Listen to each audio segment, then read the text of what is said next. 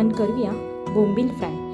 त्यासाठी आपण पहिल्यांदा बोंबील व्यवस्थित साफ करून घेतलेले आहेत आणि नंतर लिंबू आणि मीठ लावून त्यातलं पाणी काढून घेतलेलं आहे। त्यासाठी वापरणार आहोत आपण साहित्य धना पावडर, मिरची पावडर, हळद, मीठ, लिंबू। आता आपण सुरुवात करूया।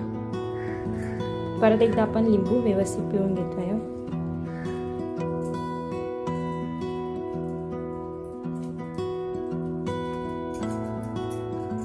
ॲड करत आहोत मसाला, हळद, धना पावडर, आता मीठ घेतलेलं आहे। आता अद्रक लसूणची पेस्ट त्याच्यात ॲड करूया।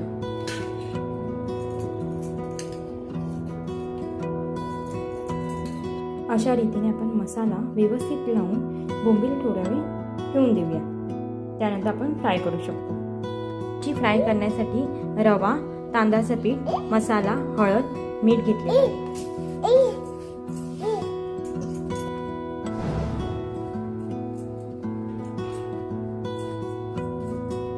तेल आपण गरम करून एक एक करून फ्राय करून घेतो।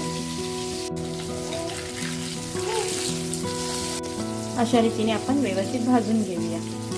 ते कुरकुरीत आणि चविष्ट असे बोंबील फ्राय खाण्यासाठी तयार आहेत। हा व्हिडिओ तुम्हाला आवडला असेल तर लाईक करा, शेअर करा आणि आमच्या चॅनेलला सबस्क्राईब करायला विसरू नका।